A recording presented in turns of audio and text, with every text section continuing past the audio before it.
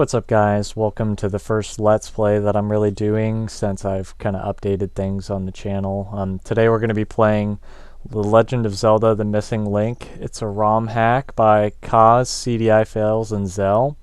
You can check it out online, although the link is a little harder to find these days. Haha, the missing link is hard to find, but Nintendo actually did a takedown of this pretty recently because they had it just on a file sharing website or what have you, but they took it down, so now we're just kind of stuck, either getting it through less reliable sources or that sort of thing. But I am playing this on Project 64 just because I didn't want to play on actual hardware because the video quality would not be so great. But obviously there's going to be spoilers in this, so if you don't want spoilers and you just kind of want a fresh, look at the game, then I would recommend not watching any further.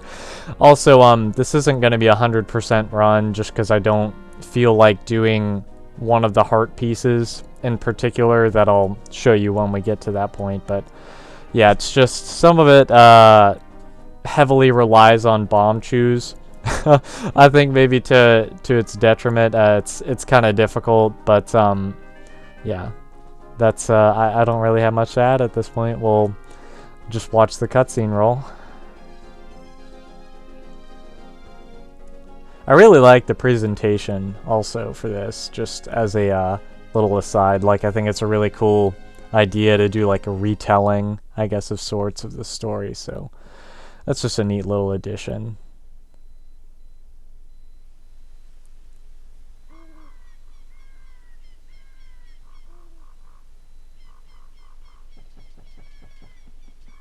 And I like how Link has the hero's shield in this as well. It's kind of a neat little thing to just kind of bridge the gap between Ocarina of Time and Majora's Mask, which, I mean, that's what the intention of this was in the first place. I have played through this a couple of times, so I know where I'm going and all that jazz, although I will get that 5 rupee piece up there just because I want it.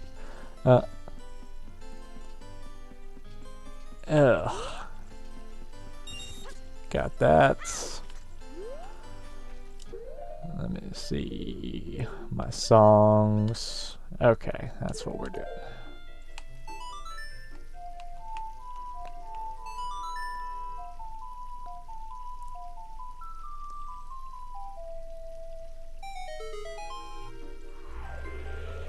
There we go. Gotta love the use of Saria's song for something besides making Darunia dance, so that's always fun. One thing I really love about this hack is the music. I think it just really fits the aesthetic of the N64 Zelda games pretty well.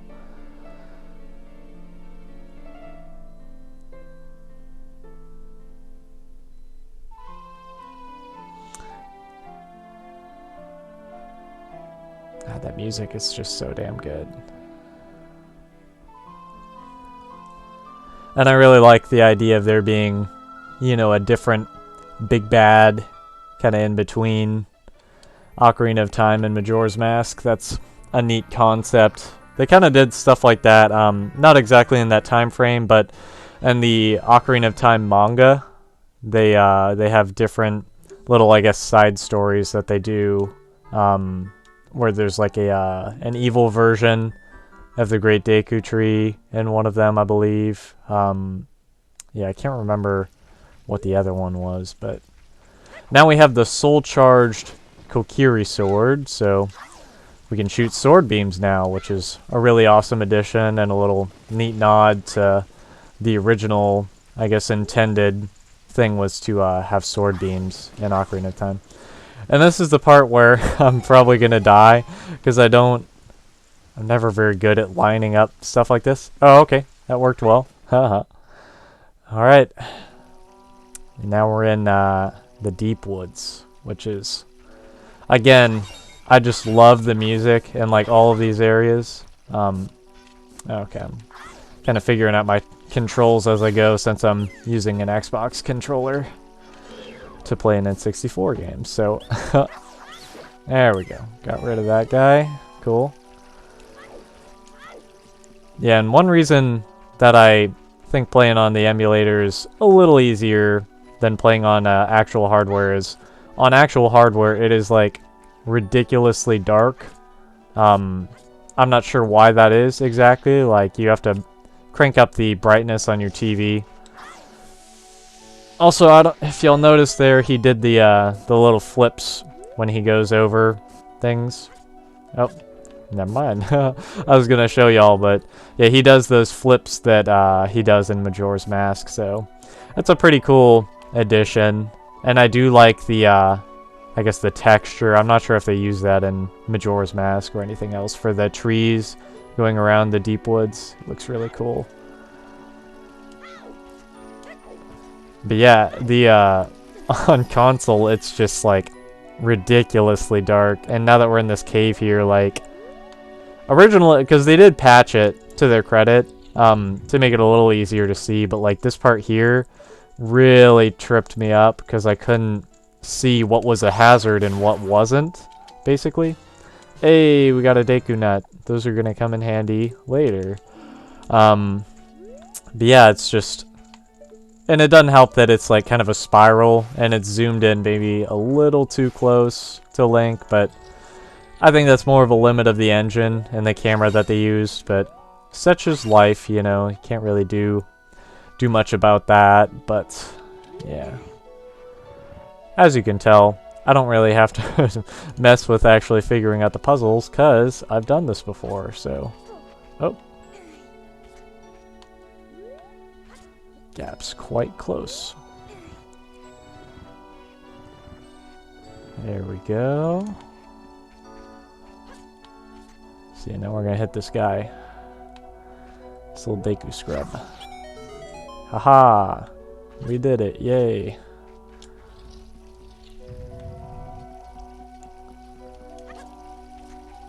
You got your friends, the Deku Scrubs here, who want you to get bomb chews.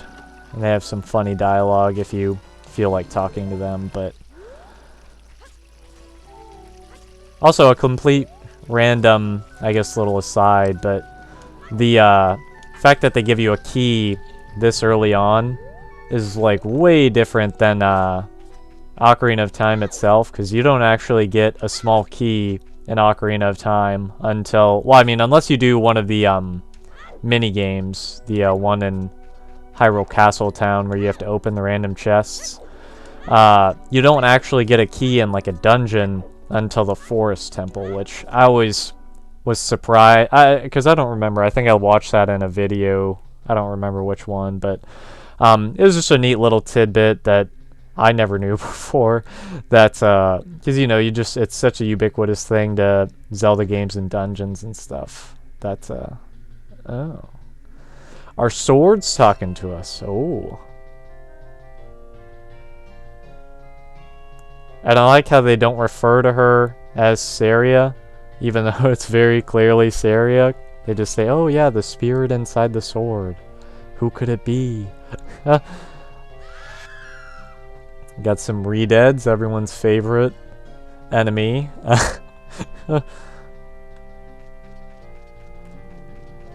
Ugh, I fucking hate their weird moans that they do.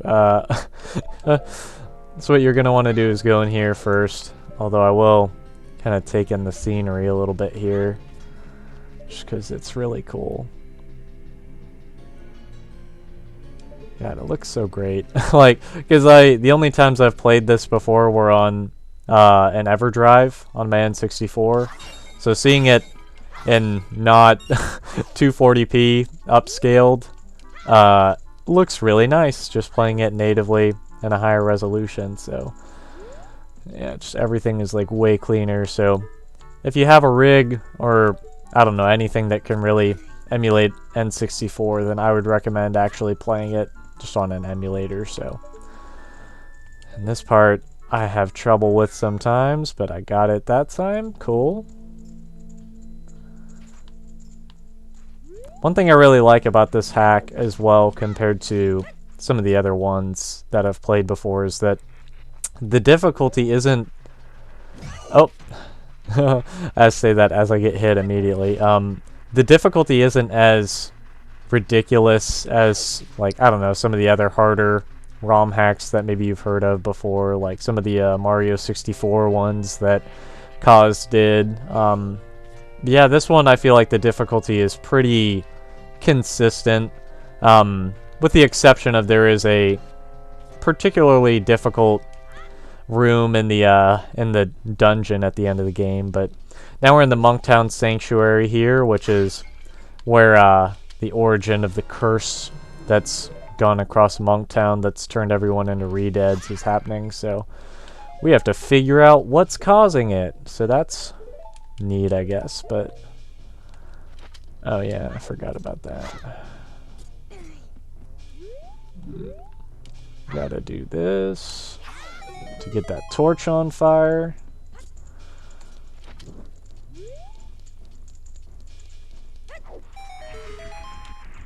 I always liked little puzzles like that where you gotta burn the cobweb below you. They never use that too much in Ocarina of Time as far as doing it below you was concerned, but it's cool to see it make an appearance in this anyways. And again, those darn re-deads making their creepy ass noises. So I don't know. Oh, okay, I activated that. That's what it was. Alright. And I don't have a bottle yet, which is surprising. I thought maybe I'm just misremembering whether or not you get... Oh, no, because you get one as you fight the thing that I'm not going to spoil just yet, but... Alright, let's take this guy out. And one thing I like is the sword beams actually give you a decent way to take care of the re-deads, so you don't gotta actually get too close to them, because they, like I said, kind of scare me. So, next we need to go to the library, I believe. But before I go there, I'm going to show y'all a neat little Easter egg, I guess. Or it's not really an Easter egg so much as it is, like, I don't know, an inside joke now for people who have played this.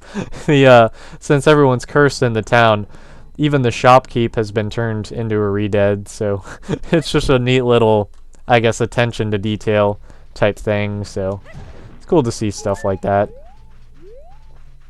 I'm gonna avoid that one, because he's spooky. Yeah, we gotta activate this so that we can knock the sand down and actually go inside the other part of the temple. So this takes us to the library, which is pretty cool.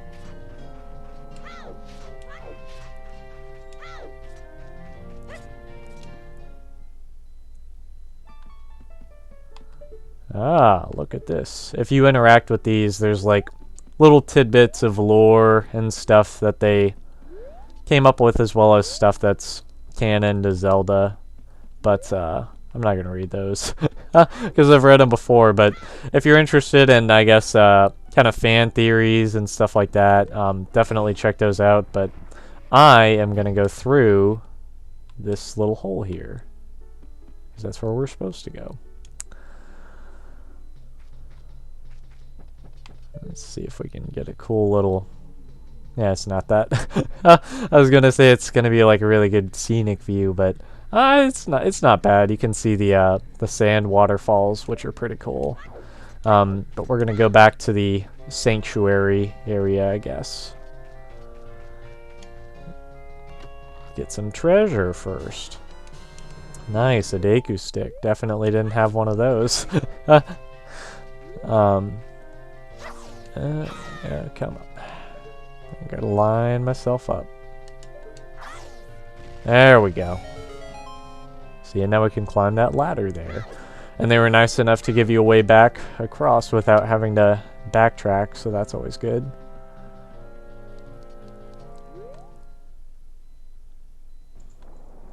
Alright. See, now that we activated that. Oh, shouldn't have activated that just yet. Gonna hit that again so it'll take us across. Maybe. I think it hadn't completed its cycle across yet. No. Maybe not. Oh, okay, there it goes. Alright.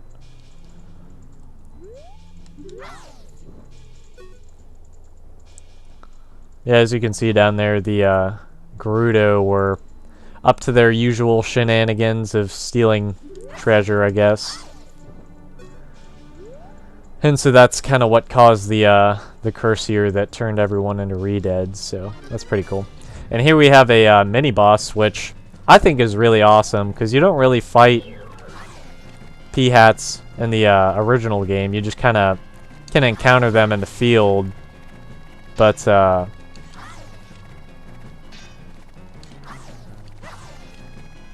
you never actually get to really kill any of them in the main game.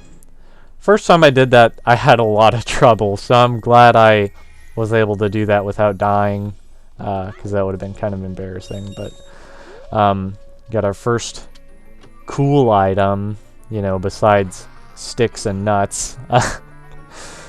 Although I guess the fairies or the sword was pretty cool, but an empty bottle. Wonder what we're gonna do with that. We'll just have to find out, I guess, huh?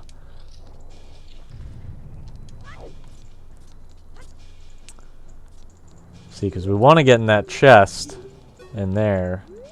But how are we going to do it, you might ask? Well, thankfully we got some blue fire to burn that red ice over there. So we're going to use that right quick. And then hit that there switch.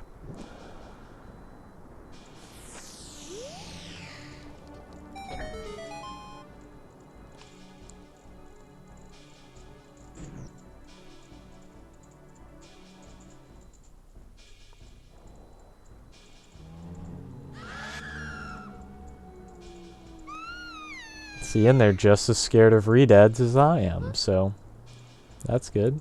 We're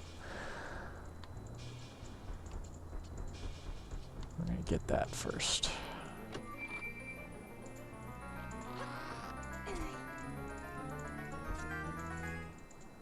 Ah, heart piece, cool.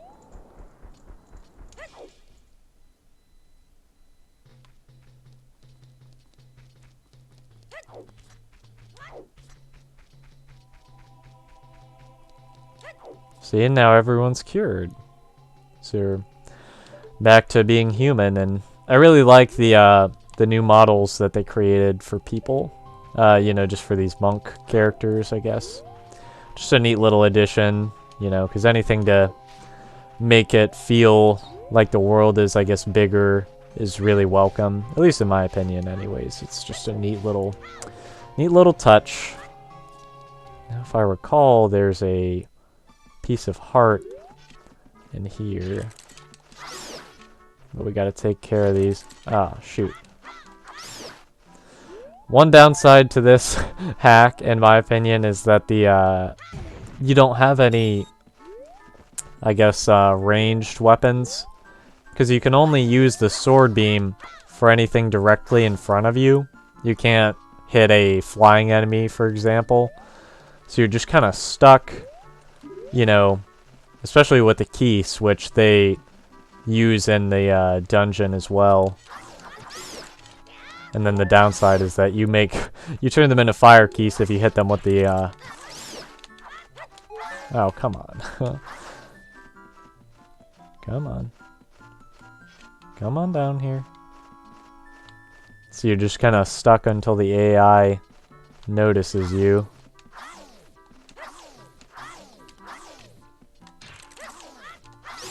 There we go.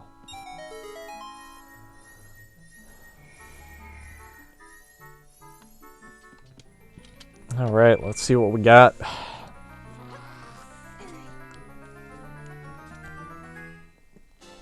Hey, another piece of heart. Almost like I knew exactly where it was. But, I'm gonna get that rupee as well. Because we are gonna need a lot of rupees in order to get the bomb shoes at the bomb shoe shop. Because that's the, I guess, substitute, if you will, for bombs in this hack is bomb shoes, so. And you, kind of have to be a little creative, because there are some things that would be really difficult to time if you didn't time things correct, or like if you're not used to using bomb chews in that way. So generally what I just end up doing is holding the bomb chew over my head and waiting till it blows up on its own. But if you need to farm rupees, this is a great room to do it, because each of these pots that has 20 rupees spawns each time, so it's a really easy way to rack up rupees really fast, which you're gonna need. Like I said, both in this instance and later on in the game, you'll need some more rupees as well. Yeah, we're just gonna farm here for a little bit.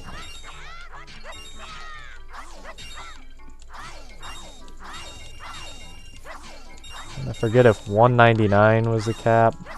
Yep, or no, 200. Alright, close enough. Time to buy us some bomb chews. Actually, I might get some Lon milk first, because that's the other thing is, since all the fairies were taken away as like a, you know, part of the story, you don't have healing fairies in this game, so you do got to get a little creative as far as what you do to heal, especially in the dungeon, because the dungeon is pretty difficult, all things considered. So Lon milk is actually pretty useful in this hack. Hell yeah, cow, give us that milk. I always thought it was weird that they talk to you when you play the Pona's song. It's just a little strange to me, but what do I know? So yeah, now we're gonna check out the bomb chew seller here, and he'll be all cured, which is great. See, here's our friend. Let's see, 10 pieces for 40, 20 for 80. I don't remember what the limit for bomb chews is, but I'm gonna buy as many as I can.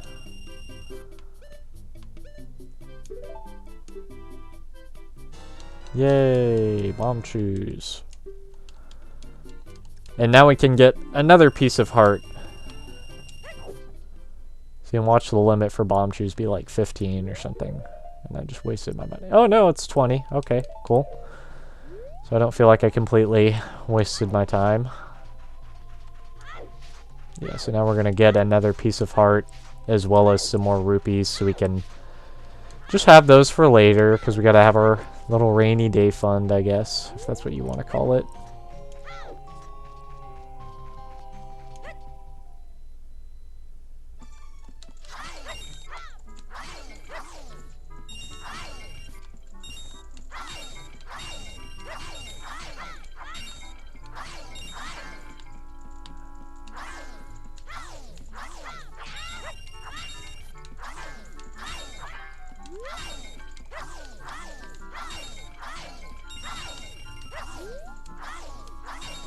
That's probably enough. Although I say that and I probably won't have enough rupees to get some of this stuff later on, but now we have to go back to this area so that we can get a piece of heart that we missed earlier, because I'll explain how it's supposed to work, but it just doesn't really work in practice, I guess. At least in my experience anyways. Obviously, it's been pretty clear that some of the things I thought would be difficult have not been as difficult as I previously thought, so we're just gonna go in here. But yeah, see, so the idea with these boulders here is that you're supposed to kill these mini dodongos, I guess, and have them close enough that they blow up, but in practice it just doesn't work all that well, or at least in my experience it doesn't. We'll see if it actually... Oh, maybe that one's close enough. There we go. Perfect. See? Yeah, the past few times I've tried that, I just ended up having to go and stand with a bomb chew over my head and just letting it blow up in order to get that piece of heart, but this time it actually worked as it's supposed to, so that's pretty nice. One thing I do need is a bug in order to get the, I think the last heart piece in the Monktown area, but I don't know that any spawn here, so I might just have to come back. at a later time. Which is unfortunate, but, you know, it is what it is, I guess. Also, it's weird, you can't, like, drop down from this ladder here. I don't know if it's, like, bugged or what the deal with that is. You just kind of have to either roll down or, you know, just fall down in general, but now we're going to go out here because we're pretty much done with Monktown for now. Although I'm probably forgetting something. As I said, though, this isn't going to be a 100% run by any means, so, you know, just take it at face value, I guess. Because I usually don't 100% games. I do have some friends who are kind of into that sort of thing, but that's just never really been my, I guess, cup of tea. It just seems kind of tedious to me, but that's always down to personal preference, I guess. But shoot, and one thing I didn't think about is now that I have the Lon milk, I won't have any room to put bugs into a pot. So that sucks, but it is what it is. And give me some more Deku nuts. Visit our friends, the Deku Scrubs. Back to the thing about it being really dark in here earlier. Sorry for a crazy tangent. I couldn't see where the crack in the wall was on actual hardware, so it's nice that on the emulator you can actually see what you're doing. See, now we're going to get the Deku Pass, which lets us get past those Deku Scrub guards that we saw earlier. Hey, nice Deku Pass. Go across here.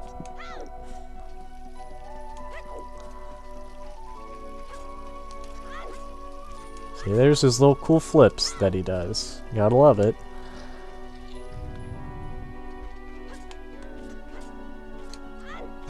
Oop.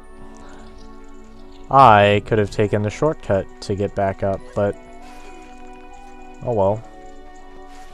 Already going this way, so oh.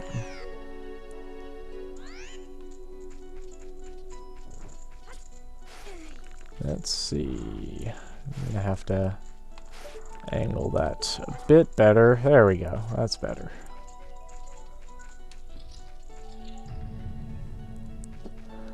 Make sure it's still recording. Yep. Looks like it's still recording. That's perfect. Oh, our cool friend the Keese. Thank you.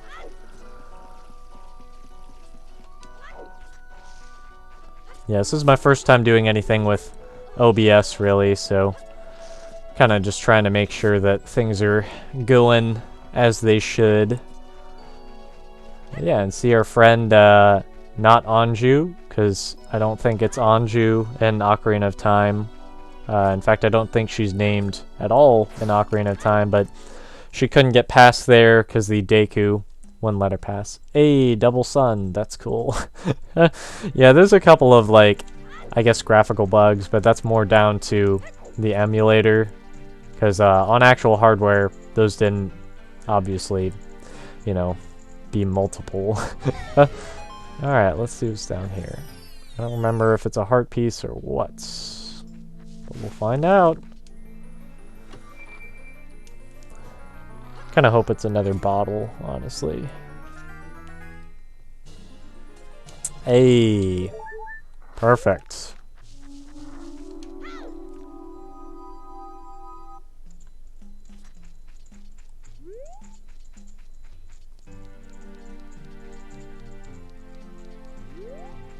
See, behind this, I think it's just a funny little touch that in order to get behind here, you need a bomb chew. And what do you find in the chest?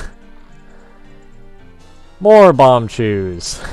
It's just a funny little thing that it's like you gotta use some of your stuff, but it's nice that they make it so you don't have to go all the way back in order to get more bomb chews, so it's kind of a neat little thing that they added. Oh, and I don't have a full heart container, but there's one. Yippee! Alright, only 3 more to go.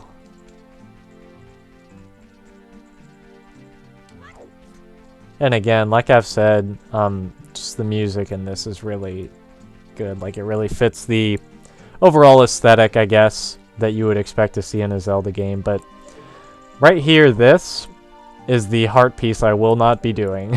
Because the idea is you're supposed to basically drop bomb chews, and you drop one and then the other immediately, and just cross your fingers and hope that they blow up the two eyes in there. And then the Skull Kid up there, which can't really get a good look at, but I'll at least show you him up here. Oh yes, he's talking to us. But yeah, he wants you to blow up those eyes, and he says, "Oh, I bet you can't," and he's 100% right. I did that, like, I think I've done that either once or twice, and I just cannot be bothered to do it again. As far as this playthrough goes, but just because this is more of just for fun, I guess, but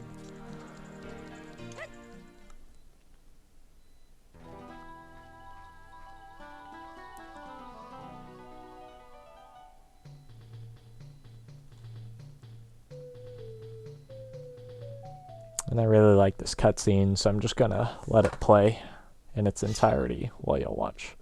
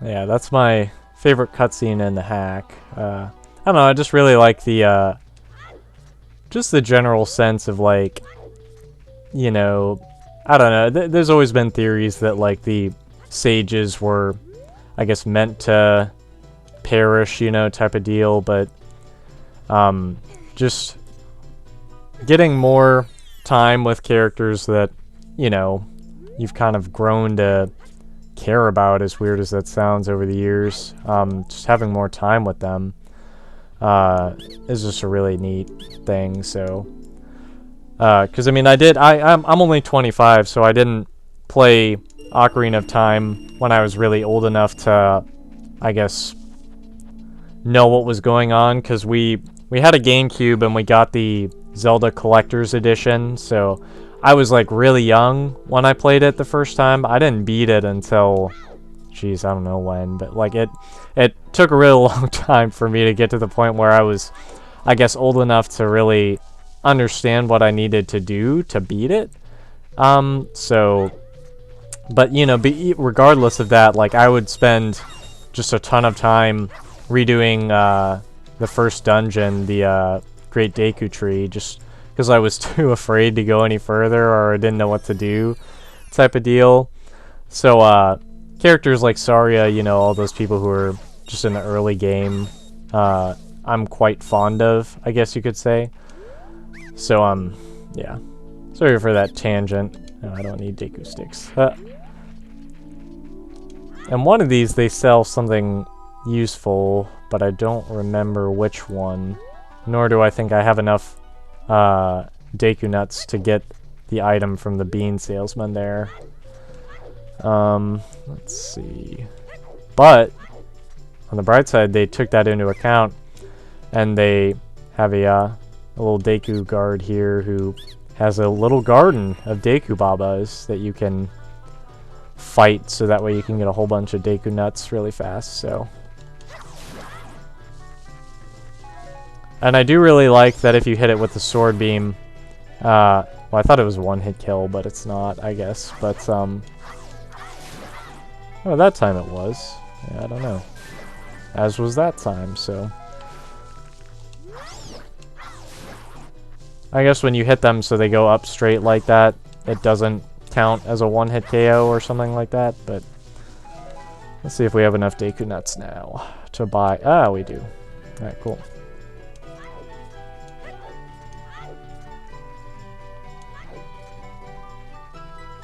Pay no attention to that graphical bug, by the way.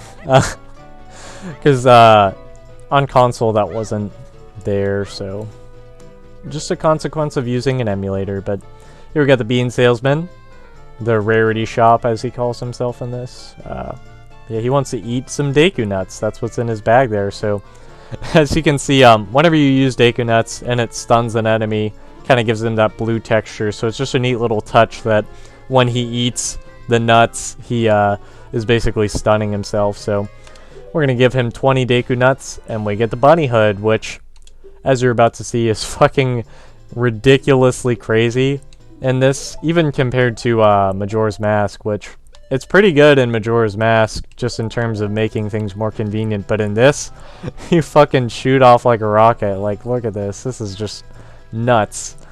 Yeah, and we'll use that to get a couple of pieces of heart. And it also helps you jump higher, which is a neat bonus, and will come in handy in the dungeon as well. Hey. One to go. We're going to go back down here. And I swear I'm missing one that has a bottle. No, it's Deku Nut Milk. We're not going to do that. Because it's a funny, I guess, Easter egg of sorts that the Deku Nut Milk, it heals you, but it also stuns you. So I wouldn't recommend using that in a intense boss fight or part of the dungeon. So, hey, so we got a bottle that we can use for the bugs now. And if I'm correct, then there should be some bugs in the cave here. Oh, that's the one downside to using this, is that you shoot off like a rocket, and so you can kind of miss your jumps a little bit, so I'm not going to use that for that. Hey, made it up. Let's get us some bugs. Oh, I was completely wrong. Because usually they're in underground caverns with like water and stuff, so shoot, I don't remember if that other one actually had water in it or not. So I guess we're gonna go back there, because I need a bug. And another weird, I guess, I don't know, consequence of them using the Ocarina of Time engine versus the, well, or at least I think they use the Ocarina of Time engine. Oh shoot, there's no bugs in here either? What the heck? Is there any on these bushes, maybe? I guess not. But, if, as, I don't know, maybe they didn't use the Ocarina of Time engine, maybe it's a Majora's Mask one, but whenever you leave an area and go to a different one, it always unequips the bunny hood, which is, I don't know, maybe it's a nitpick, honestly, but, you know, it's just, it would be nice if it stayed equipped. Yeah, let's go out here, like, I'll show you. See, now he doesn't have it on. Although the, I guess, effects of it still are working, you know, so you're still darting into the scene, but you just don't have it. Sometimes bugs spawn under the rocks, so I'm gonna try that.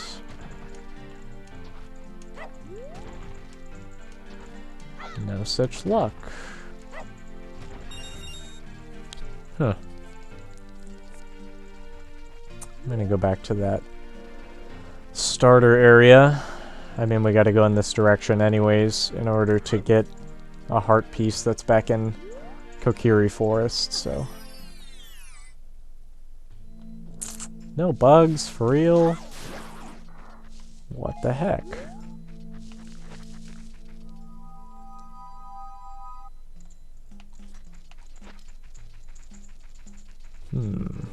Oh, well, we need to go to Kokiri Forest anyways, so...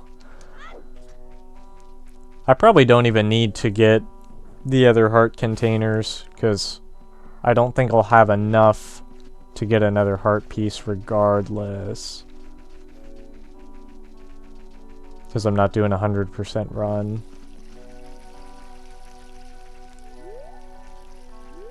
Yeah, I'm just not going to worry about it. Although I will probably go back to get milk in that bottle eventually. Because that'll help later on.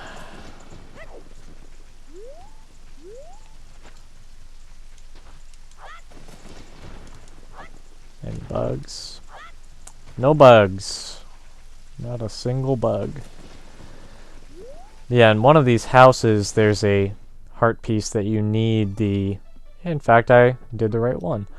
Yeah, you need the bunny hood to reach. In theory, anyways. If I can actually make that jump. Hey! Glitched into it. Nice. Yeah, I think there's only 12 heart pieces in the game, so... You can only increase your max hearts by 3. So, I'm not really going to worry about the other heart pieces, I guess. Doesn't really make any sense to, if I'm being completely honest, but... If I come across just one, you know, as I go, then I'll get it, but... Otherwise, I'm not too worried about it.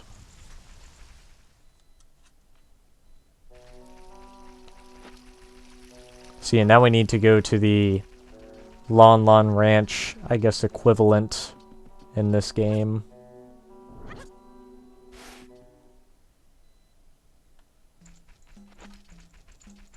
Yeah, we're gonna have to go across that bridge there, so bear with me as we run across this really big trek. Although, once you get to the bunny hood, it's a lot easier to traverse, just because it seems really massive when you don't have it, but once you get the bunny hood, it's like pretty fast.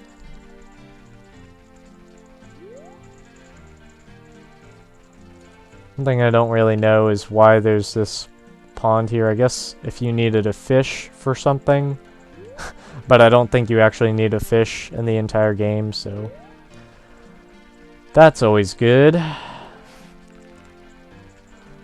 Yeah, the Deku Scrubs have a beef to settle with the ranch here.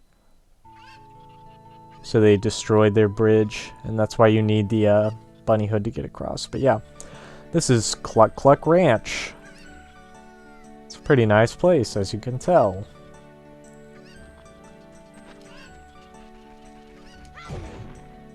Can't do that just yet, but we got our friend Malin here.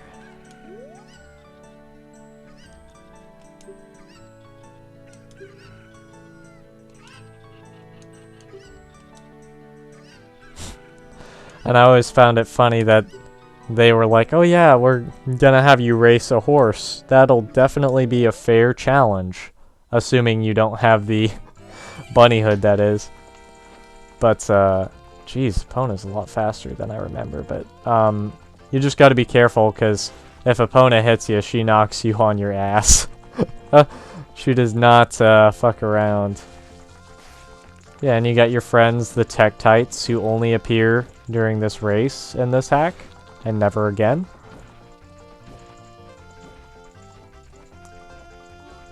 Yeah, I don't know how anyone could beat Epona without the bunny hood on, because that's just ridiculous.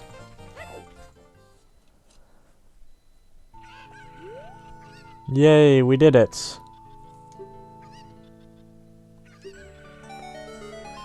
And that's Kojiro, the blue cuckoo from Ocarina of Time, so... We lucked out because we need Kojiro to progress further into the game, so... Gotta talk to this lady to get a heart piece, I think.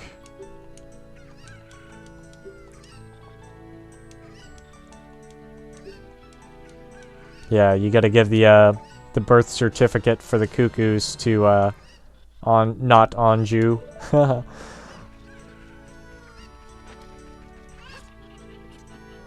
Wonder if I can make that jump without a cuckoo. Hey, nice. Yeah, we gotta drop down here to get another heart piece. Or at least I think it's a heart piece, yep. Hey, got a heart piece. Any bugs? Nah, no bugs. Bummer.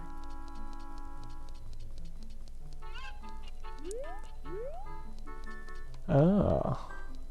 I forgot that this was how this room was laid out.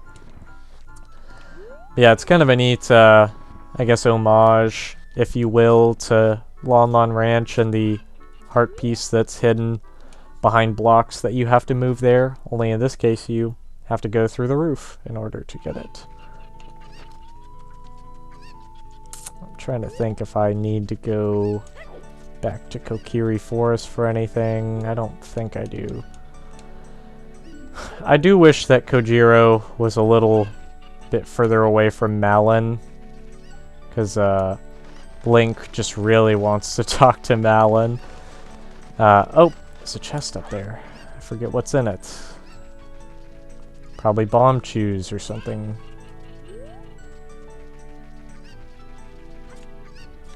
Yeah, we're gonna jump over there right quick. Let's see what we got. Oh yay, 50 rupees. I can't make that in 10 seconds at Monktown. Oh jeez, yeah. Kind of breaks the physics though, the bunny hood here. A little bit anyways. And you really got to be careful because Kojiro sometimes has a tendency to jump off of cliffs and such, so just be careful with him whenever you go from area to area. Speaking of which, I need the bunny hood. Otherwise it's gonna take way too long. There we go, that's better.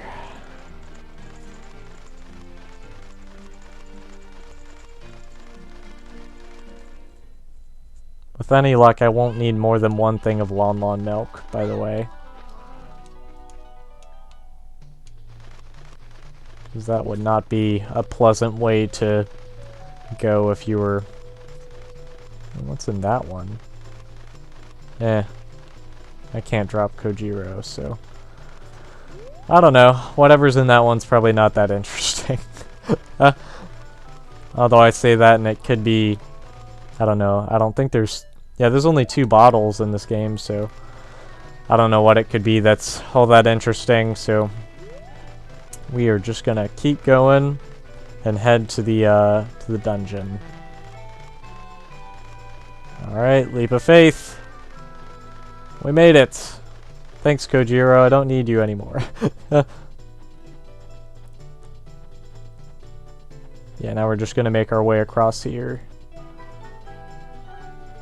And I forget if we... Yeah, there we go. So now we're just gonna climb over here. I'm gonna make sure it's still recording right quick. And it still is. Nice. Not bad.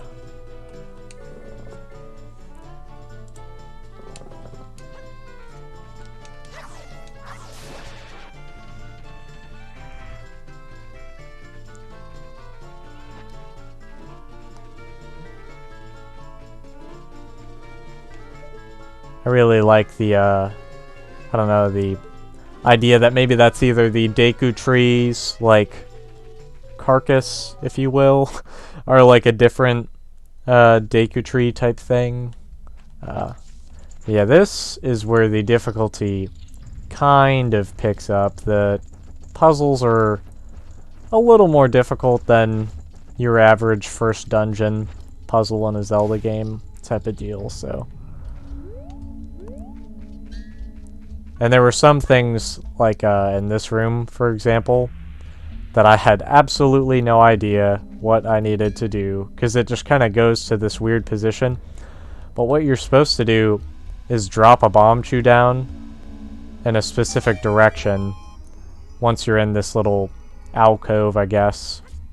And it blows up a switch. And you need to do that for both eyes of the, I guess, spider thing that's there.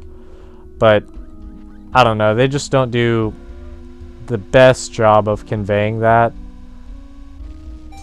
So yeah, that was kind of a pain to figure out in the first playthrough I did, but I did play through with Ben as well, and he did not pick up on that at all. I had to show him how to do that. Now we got our good friends, the little Skulltulas.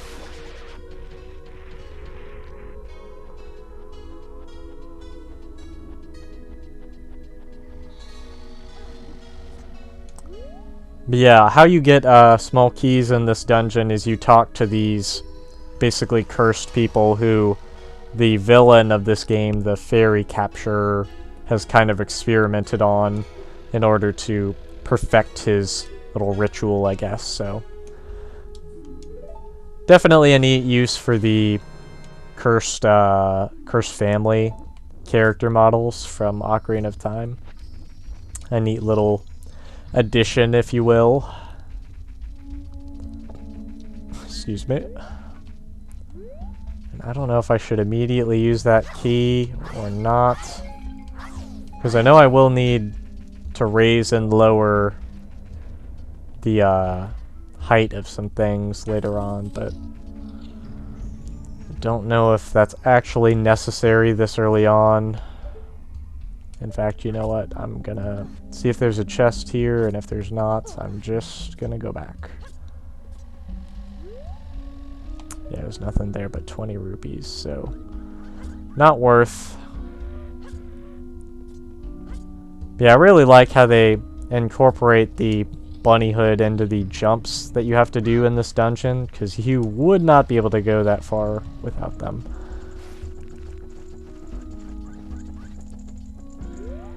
And see, that's what I was saying earlier about the keys, is that it's pretty difficult to get a good read on them, and you can't really attack them with a you know, ranged weapon, because you don't have one. All you have is something that just catches them on fire. So also, really useful glitch, you can phase through this. Obviously that's not how that's supposed to work, and it kind of breaks one of the puzzles, but yeah, if you back into this one, if you're going fast enough, you just phase right through it. So I imagine if you know what you're doing, you can do a I don't know, like a sequence break or something like that in order to get past that, maybe a little earlier type of deal. But you know, or just I don't know, like maybe not use all the keys later on if you don't go through what I did to get to that room with the switch.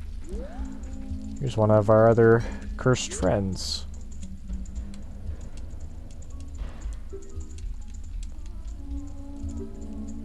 One other, I guess, nitpick, if you will, about not just this hack, but a lot of the Zelda hacks in general that I've played, is that you can't skip dialogue, or if you can, it immediately puts you to like the very bottom, or like it skips it entirely, you know, whereas in the actual Zelda games they make it so pressing B just sends you to the next, I guess, text box type of deal. But in this, you don't really have that luxury. It's more of just, you know, you sit through it, which is, I guess, the better option, because I know in I think it was Dawn and Dusk, which is another Zelda hack, they don't really give you the you know, the decency to be able to read it without you know, just sitting through it very slowly, and you can't even press B, because if you do, it screws things up. But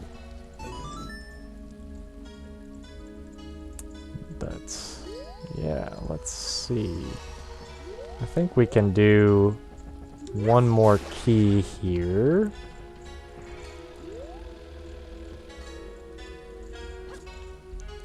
But I don't remember if this works or not. Oh! Hey, perfect. Yeah, so that lowers that platform, and then when we go back in here, it's going to have a different platform raised for us, so I'm not going to fight that guy. Yeah, so we went through there earlier, and now we're able to go through here to get another key.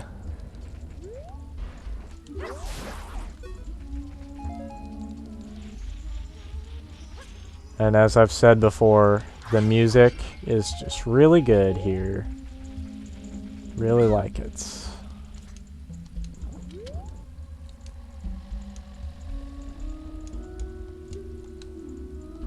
Oh, well, see, that time you could take it to the end of the dialogue queue, so... forget what I said earlier about the, you know, the dialogue not being able to be skipped, because I guess you can.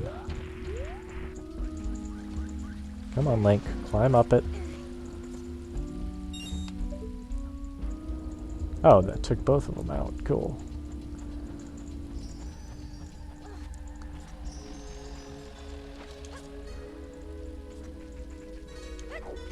Oop.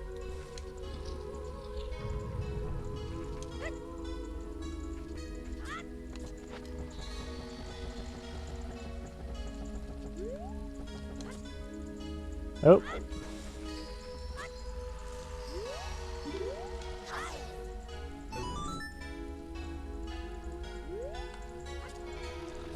See, and in theory, if you left that switch up, you could just phase through it like I showed y'all earlier, so. Huh. But now we need to go into the central part of the dungeon. Take this cool elevator.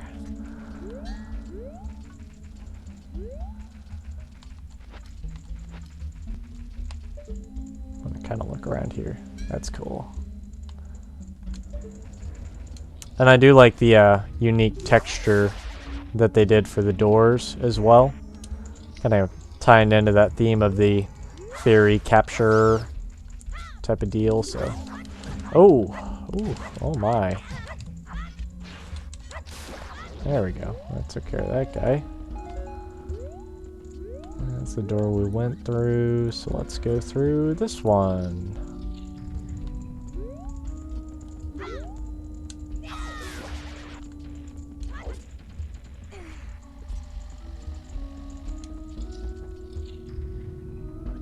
But yeah, this room here is literally just here to show you where those switches are if you didn't pick up on that, which obviously I don't think you'd really be able to, honestly. So we're gonna jump across there again. So that room is dead end. Alright, let's go back through here. Gotta love the sword beam. Just makes it way more easy to fight these guys. Can't do this yet, because I don't have the dungeon item. Yeah, so I'm gonna leave that for now. And I think I will need to do some backtracking, because I can't get down there. So back down to the elevator I go.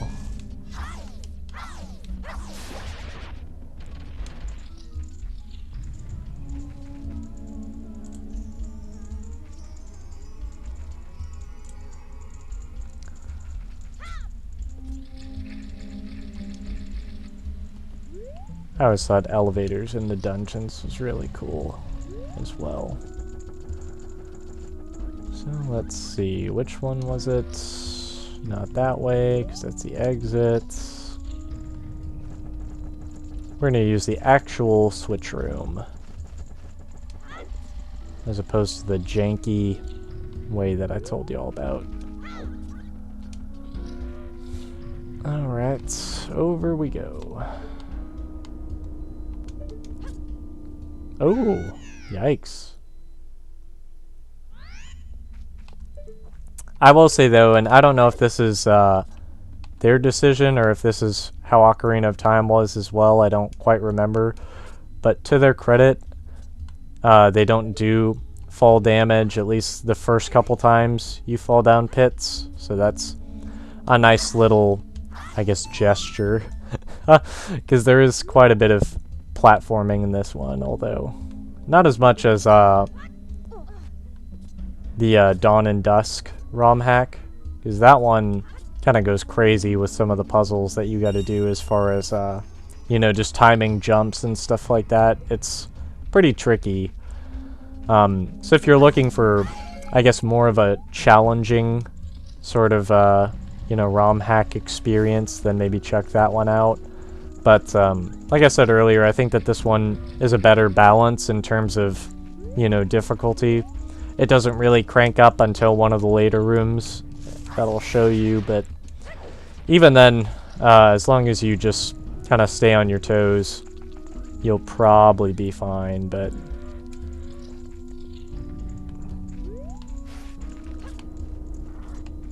alright, over there. See, and I don't remember what's in this chest.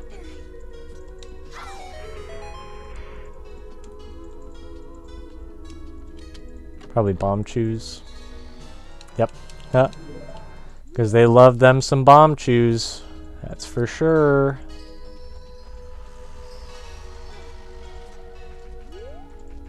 Yeah. And to get to the next part, you drop yourself a bomb chew down there in between those two pots, and it opens up the next part of the dungeon. So. Oh, nope, I'm not fighting you. Sorry, guy. Oops.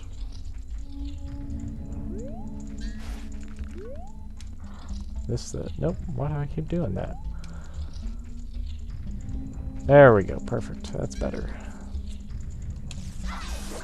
Oh!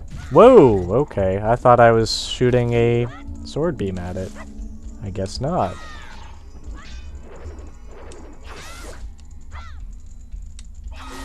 That was weird.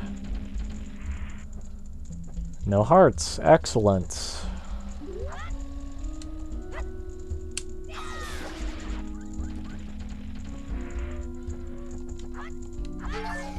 If I recall, that one in there I don't want to do just yet, because that's where the mini-boss of sorts is. And it's quite hard, given how few hearts you have. But I'll get to that momentarily. I'm going to get this first. This is the dungeon item, which is pretty darn cool. It's a magic hourglass. And it's basically kind of similar to the Sands of Time from Prince of Persia, in that it lets you rewind time for a limited, you know, capacity, like only a couple seconds, but that's all you need for the dungeons puzzles here. So yeah, you got this timed block here, and so then we're going to use the little hourglass there, and that lets us get out of there. And so now we can actually make it out in time. And we will definitely need that for the boss, because otherwise he is not a pushover. Although once you know how to beat him, he's not too bad. As with pretty much every Zelda boss, you know, once you know how to do the pattern or whatever, it's not too crazy. But shoot, I still need some bomb chews. I'm gonna angle it just right, otherwise it goes all haywire. What room is this?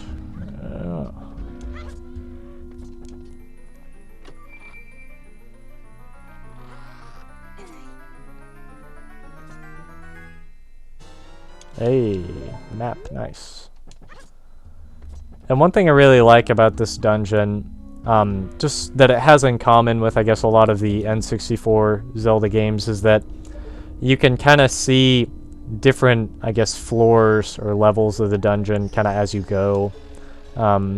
Just a neat little touch. I like stuff like that because it gives you a good sense of the progress that you've made.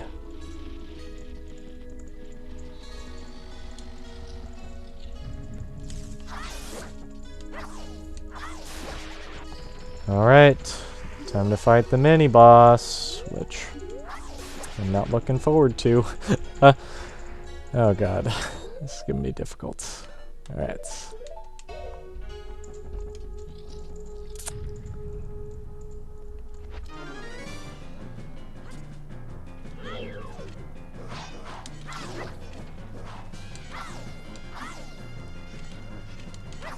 See, because if you're like me, then you traditionally don't play very defensively.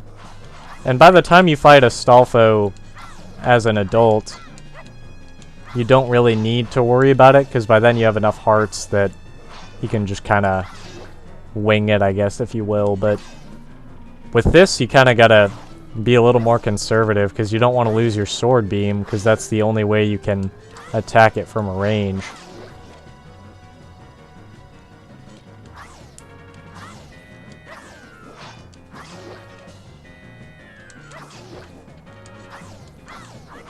Oh, yeah, see, and he does 2 hearts of damage, so one more hit, and I'm not in a good position. But again, that's why I think it's a really good idea to make sure you get some Lon Lon milk before you do this, because this is pretty demanding. There we go. Not too bad this time. First time I did it, I didn't have any Lon Lon milk, so I died a lot. And I just said, oh, that's good. Please don't make me redo it. Okay, good. Yeah, I didn't have Lon Lon milk the first time I did it. And I was playing really, I guess, aggressively. So it didn't go as well as you would think. Now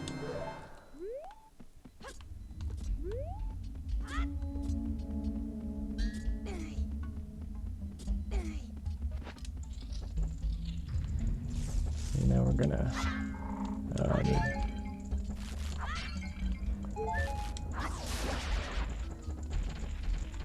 yeah, now we gotta go to kind of an interesting place. Or I say interesting in the sense that... oh, not that way. I say interesting in the sense that I had no idea that that's what you were supposed to do. Because they don't really... I guess, you know, once you know what you're supposed to do, then it's really easy, and you're kind of like, oh damn, I can't believe I wouldn't have thought of that. But just as far as the first time you do it, you wouldn't expect it, I guess. But what you're supposed to do, if I can kill this, what you were supposed to do is take the elevator, then we're gonna exit. We're going to go back in. And then immediately use the time thing. And that drops us below the elevator. Because it takes you back to whatever position you were in prior. And I would not have been able to figure that out without a tutorial online. Or, yeah, you know, just a walkthrough in general, so... Hey, the compass. Now we can see all the great treasure that we missed. And this room is quite difficult. Because for those of you who don't know, if those grab you once they're small...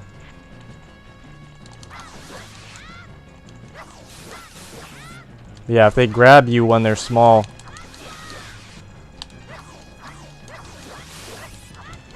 then they get bigger again, as you're about to see. And so all those ones are about to grow, which is great. And see? They fucking wreck you.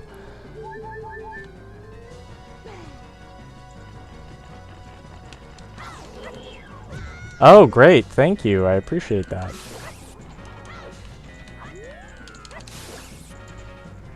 Just gotta remember, slow and steady wins the race. Slow and steady wins the race.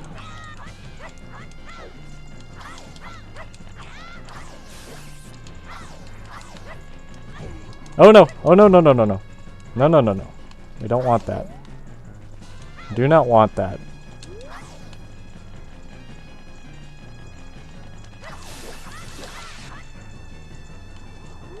Oh!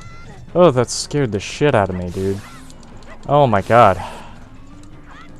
One more to go, and I'm gonna fuck it up, I already know.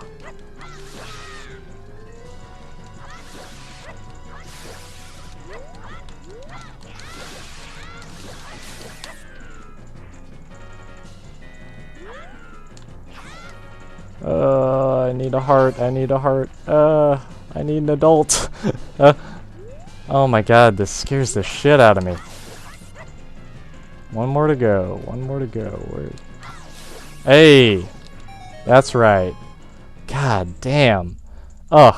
My fucking palms are sweating so much right now. Good lord. Yeah, when I played through that with Ben, he had quite a bit of trouble with that. We had to try that a few times, so I am pretty happy that I was able to do that on my first attempt. Let's see, what room do I need to go through?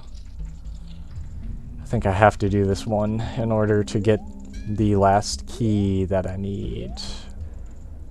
Where's this switch, though? Oh, I see. Okay, it's behind that tree there. I know how to deal with that. So yeah, you hit that, then you use your handy dandy hourglass, and that takes you up here. This room's a little frustrating, if you will, because there's these platforms that basically raise you, and you know, it's just kind of hard to remember which way you gotta go. Huh. See, you can't go that way. Oh, shoot.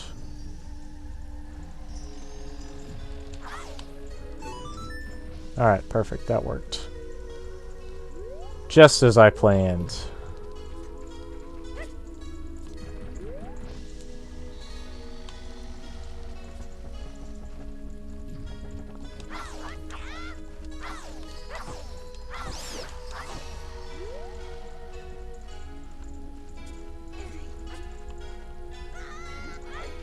Oh, I don't know if that's gonna work out. What is going on with my controller? Oh no.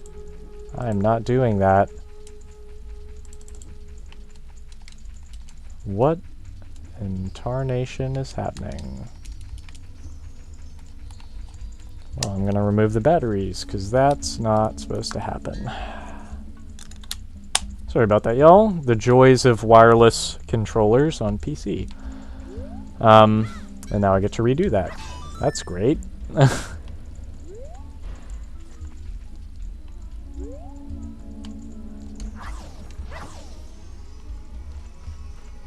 See, so close, but yet so far.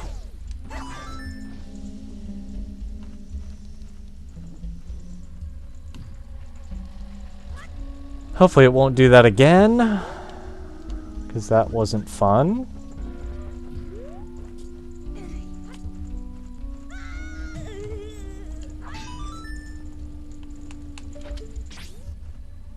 Hey, there we go. Perfect. Couldn't have done it better.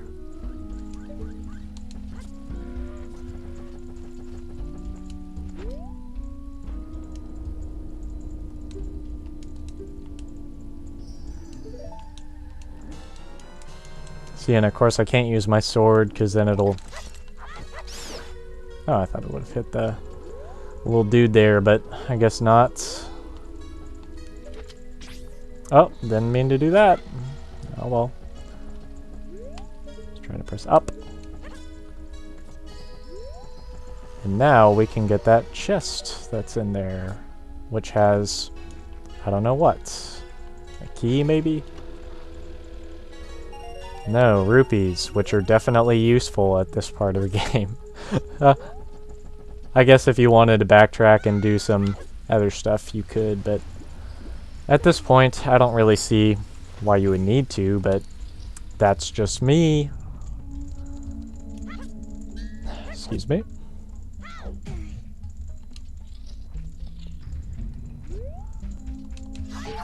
There we go, perfect.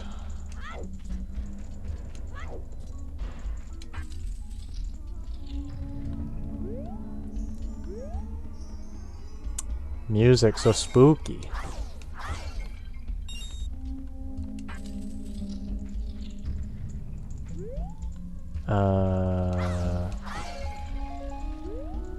Why do I feel like I'm forgetting something? I don't have the big key. And I don't remember where you get it. No. Bummer. Let's see. It's on the second floor. Alright, time to backtrack some. See, even when you've played it a few times, there's always bound to be something that you forget. Thank goodness I made that jump. Sorry that the mouse was in front of the screen as well, by the way.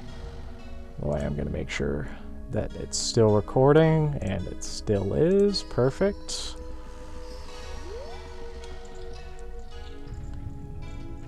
Alright, let's go back up here. This will take us back to the top. Ooh, that was close.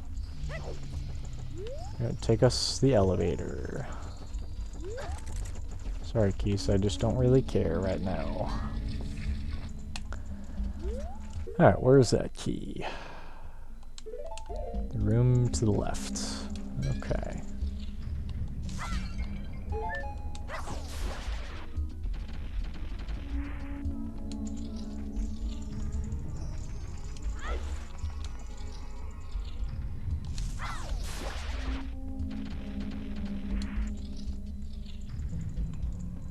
Ah, see, I didn't even remember this room. That's how that goes. Yeah, so you move this block here, and this is another puzzle that I had more trouble with than I'd like to admit, but, you know, that's how these kinds of games go, I guess. And there you go. Just as easy as that. You got some good friends up here that you gotta take care of.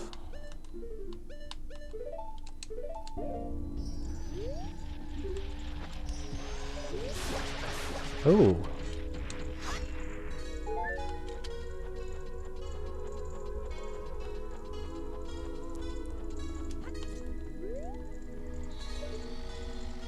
Yeah, over there, that's where our boss key is.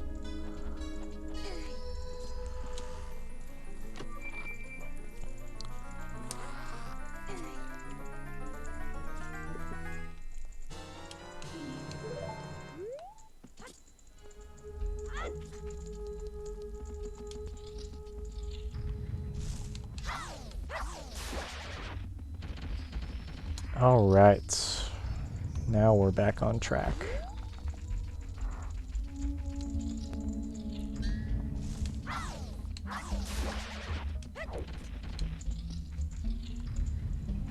But yeah, I'm stoked to see the boss again because he's pretty cool. And even cooler is that it's a completely original design, if you will. So it's unique to this ROM hack.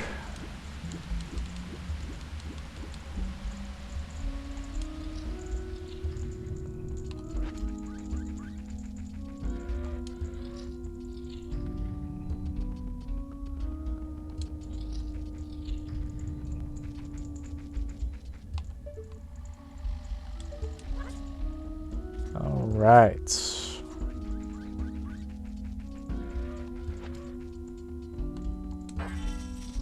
Time Time to see our friend here. I like that door, by the way. That's a cool touch. Uh-oh. Ah, that's spooky looking. Could that be the boss? Answer yes.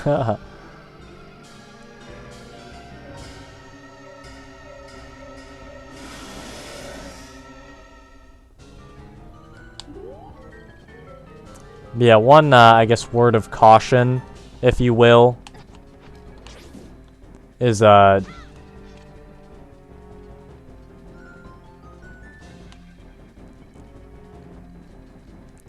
go too far back, because the fence itself is actually a hazard.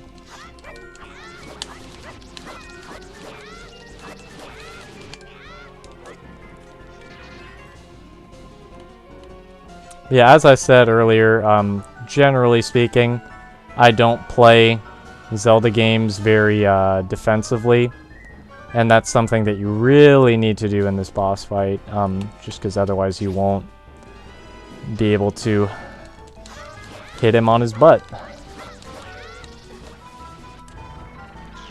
Yeah, now he's sucking up the fairies so that way he can stay healed. Ooh.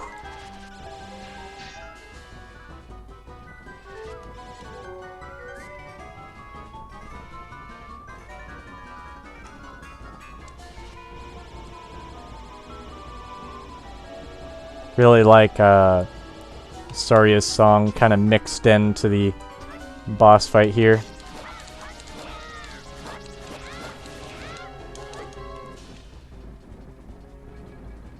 Yeah, I had a lot of trouble with this boss fight first time I played it as well, but once you know the mechanics, it's pretty simple, honestly.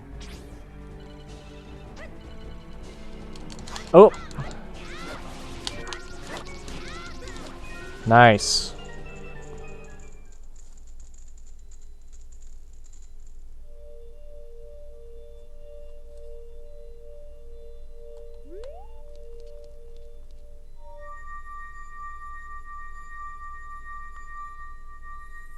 And I am just going to let the cutscene play out for y'all, and then give some of my, I guess, final thoughts.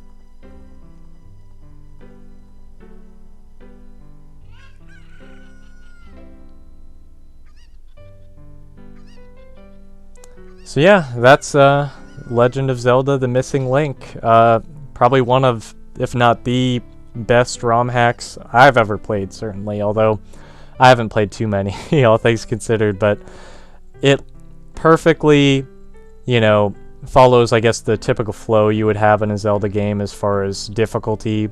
It starts off pretty easy and then it starts to get more and more difficult. Some of the puzzles, obviously, as I've said, were a little more difficult than I would have liked, but I think just overall, it's not overly demanding. It doesn't make you want to smash your controller, although the part where you're fighting the little hands or whatever is pretty scary. Well, I don't know, or not scary, it just makes my hands sweat because I was real nervous about that. But the high points, for sure, are the presentation, which just, my god, like, just looking at it, it looks like something that Nintendo would have released. And from the music standpoint as well, it looks like something they would have released. It's just, it was so great, just all around. Like, it fits perfectly with that vibe, Like, I feel like if there had been some in-between game between this, or between Ocarina of Time and Majora's Mask, this would perfectly fill those shoes. So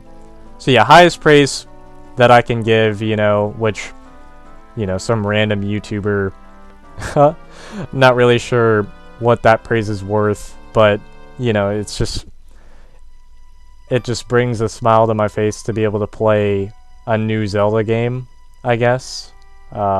Just in general, you know, especially when there's big gaps between, I guess, more traditional Zelda experiences. But yeah, it's I wish Nintendo were a little bit better about fan projects and stuff like that, because stuff like this, if they, I just don't know, it's just such a perfect product. It's such a love letter to the games they made that I think it's just silly of them to not let people play it, you know? God, I love this music so much, so I'm gonna listen to this.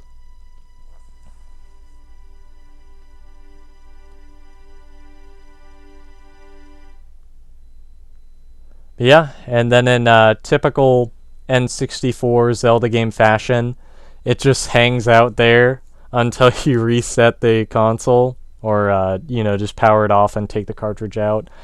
So yeah, overall, if you want to play this, definitely find a way to get the ROM. I'm not going to link anywhere because I don't want to get struck by a Nintendo or something, but if you can, just play this because it's 100% worth it.